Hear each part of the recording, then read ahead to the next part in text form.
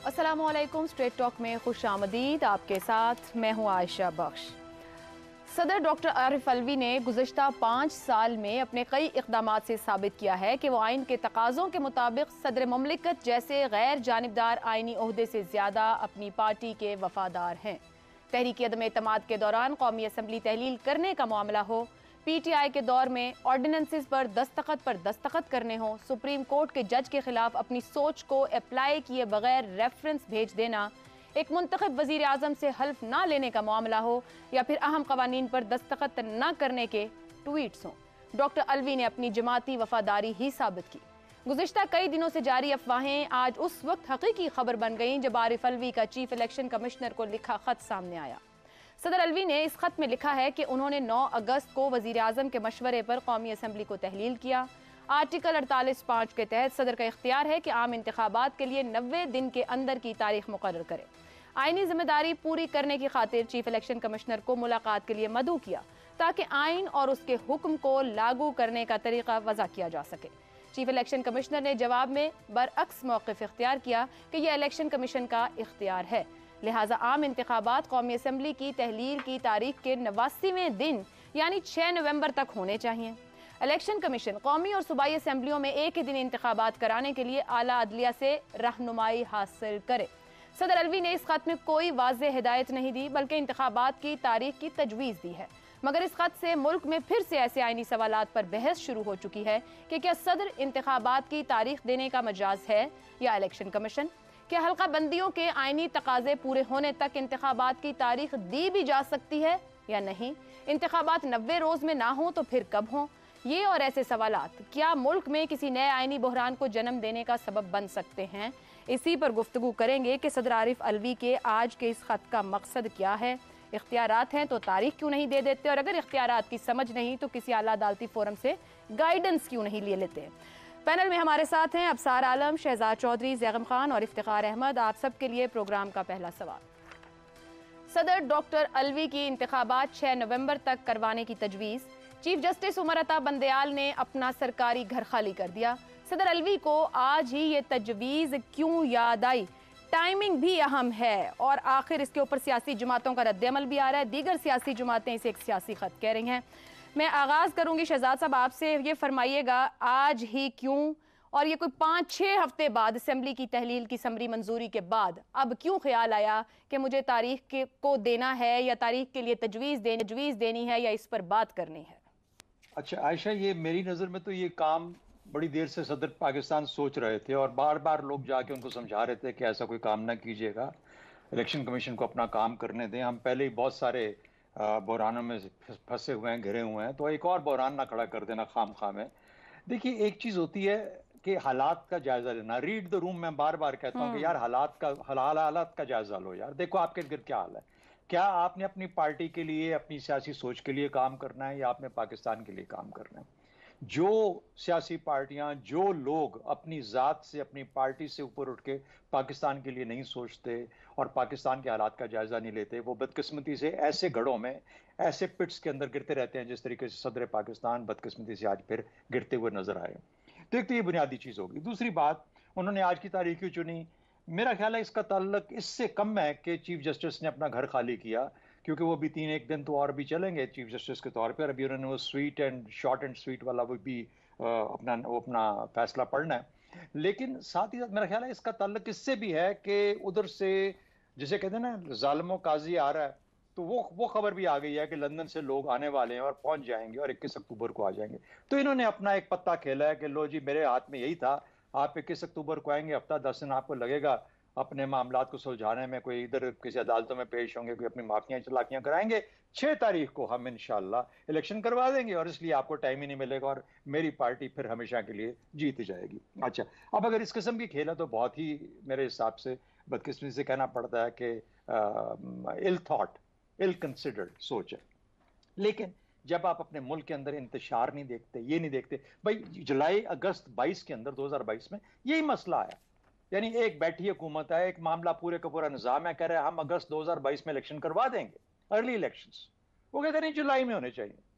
और लोगों ने समझाया, लोगों ने चीखा, आगे पीछे बोले, पार्टी बोली कि खुदा का वास्ता है और जुलाई अगस्त भी ठीक है। उन्होंने कहा लेकिन ऐसी अना, ऐसी हठधर्मी, ऐसी दुश्मनियां, ऐसा एक लाया अमल जिससे कि पता ही ना लगे कि ये इंडिया पाकिस्तान तो ये हम आपस में खेल रहे हैं। इंडिया पाकिस्तान को कल हम डिस्कस करें तो उसको छोड़ दें, ये यहां पे इंडिया पाकिस्तान खेला जा रहा है। दुश्मनी की ऐसी ऐसी हदें हम क्रॉस कर चुके हैं कि हमें समझ नहीं आती कि हम आपस में भी कोई तल्लक रखते हैं या नहीं रखते। तो ये बदकिस्मती है हमारी जिस जगह पे हम फंसे हैं, लेकिन इससे बहुत सा जिसे कहते हैं कि हिकमत के साथ आहिस्ता आहिस्ता कदम उठा के यहां से निकलने की जरूरत है। चंद चीजें मैं कहना चाहूंगा। एक तो ये कि आइन में इस किस्म के जितने प्रॉब्लम हैं, आज आप देखेंगे अगले 3-4-5 दिनों में वकीलों की बन आई है फिर से। कोई वकील उधर चंद खड़े हैं, चंद वहां खड़े हैं, और ऐसी ऐसी तावीलें, ऐसी ऐसी तशरीहात आपको फंसा के रख देंगे। हमने ये मुल्क असल में वकीलों के लिए बनाया हुआ, तो वकील ने बनाया था, लेकिन ये नहीं पता था कि ये वकीलों के हाथ में रहेगा जिस जगह पे हम खड़े हुए हैं। तो खुदारा आने वाली पार्लियामेंट प्लीज एक पूरा रिव्यू करो और प्लेन इंग्लिश लैंग्वेज से plain reading of the constitution के अंदर इतनी क्लैरिटी हो कि इस किस्म के जितने जुजियात हैं, जो छोटे छोटे नुकात हैं, उनको क्लियर किया जाए ताकि इस किस्म की कोई कंफ्यूजन ना फैले। एक दूसरी बात, सुप्रीम कोर्ट, आने वाला सुप्रीम कोर्ट, उसके लिए भी अगर कोई ये ट्रैप सेट किया गया है कि पहले दिन से ही पॉलिटिसाइज हो जाए, एक ऐसा फैसला दे दे जिससे कि अगला 2-2.5 साल 3 साल अगला चीफ जस्टिस का टेन्योर फिर ही इसकी साख खत्म होकर रह जाए। हमने हर अदारे की साख को तबाह बर्बाद तो कर दिया, including the judiciary, including supreme court. तो खुदारा अब एक नया सेटअप आ रहा है, उसको तो अपना काम इस तरीके से करने दें। और मैं एग्री करता हूं अब सार की कल की बात से कि हम उम्मीद रखना चाहिए और उम्मीद होनी चाहिए कि आइंदा वाला जो सुप्रीम कोर्ट जब ये जा रहे होंगे चीफ जस्टिस, तो हम वो बहस नहीं कर रहे होंगे जो हमने कल की थी। उसके लिए जरूरी है कि सुप्रीम कोर्ट के सामने जब ये मामला आए, सुप्रीम कोर्ट उठा के बाहर फेंके। ये कॉन्स्टिट्यूशनल मैटर है, ये लीगल मैटर है, ये एडमिनिस्ट्रेटिव मैटर है, ये एग्जीक्यूटिव का काम है, ये इलेक्शन कमीशन का काम है। मेरा ख्याल है किसी और का काम बनता ही नहीं। अपने आप को इस ट्रैप में फंसने से सुप्रीम कोर्ट को बचाना चाहिए और let this executive and the election commission, executive ने सपोर्ट करना है, एडमिनिस्ट्रेशन मशीनरी देनी है, बाकी इलेक्शन कमीशन ने कंडक्ट करना है, फैसला करना है, उनको करने दें। और हम मुतहम्मल नहीं हो सकते और जैसे कहते हैं इंतशार का या इस किस्म के झमेलों का, इस किस्म के झमेलों का मुतहम्मिल मुल्क नहीं हो सकते। इफ्तिखार साहब, सदर ममलिकत आरिफ अलवी साहब का कंडक्ट, बार बार इस पर बात होती है, उनके बहुत से इक़दामात को देखते हुए क्या पाकिस्तान के मुतनाज़ा सदूर में उनका नाम रहेगा? 100%। और इससे ज़्यादा मुतनाज़ा सदर मैंने तो कम अज़ कम अपनी होश में नहीं देखा। हमें सदूर के फैसलों से इख्लाफ है, उससे जो नुकसान पहुंचा पाकिस्तान को वो अपनी जगह, लेकिन ये जो खेल हो रही है कि बॉल को आखिरी मरहले में इस तरीके से डाला जाए कि नई सुप्रीम कोर्ट का पहले से ही तमाशा लग जाए।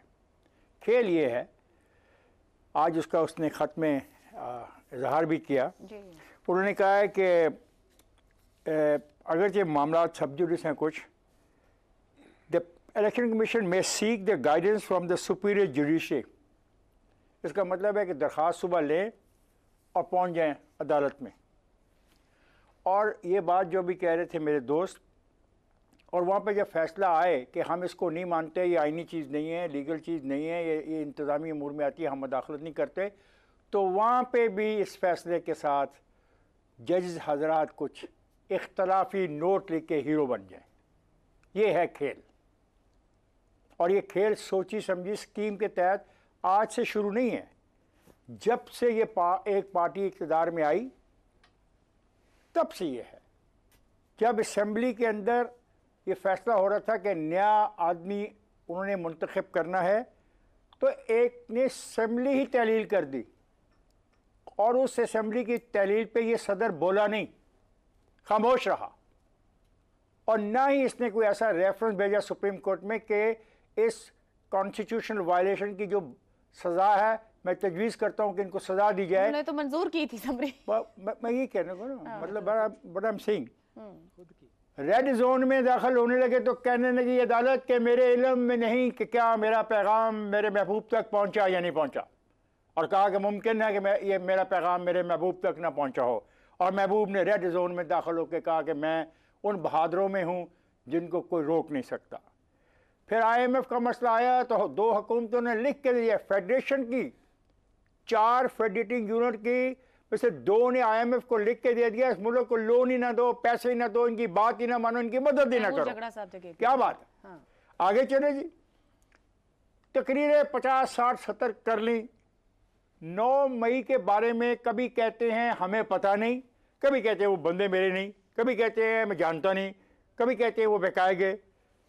फिर सुप्रीम कोर्ट के एक जज के खिलाफ रेफरेंस सदर साहब ने कर दिया और बाद में इस बात का इतराफ़ किया कि पता नहीं मुझसे गलती हो गई, गलतफहमी में था, मैं समझ नहीं पाया। यानी अजीब बात है, 5 साल में ट्रेंड ना हो सके बतौर सदर ममलिकत। मैं ये कहना चाह रहा हूँ, ट्रेन साहब ने ट्रेन करना था उनको, पता नहीं मेरे सदर है, मतलब 5 साल में बेहतर कानूनी मुशावरत, तजावीज़, अपना किरदार, अपना इख्तियार ना समझ पाए क्या? बिल्कुल।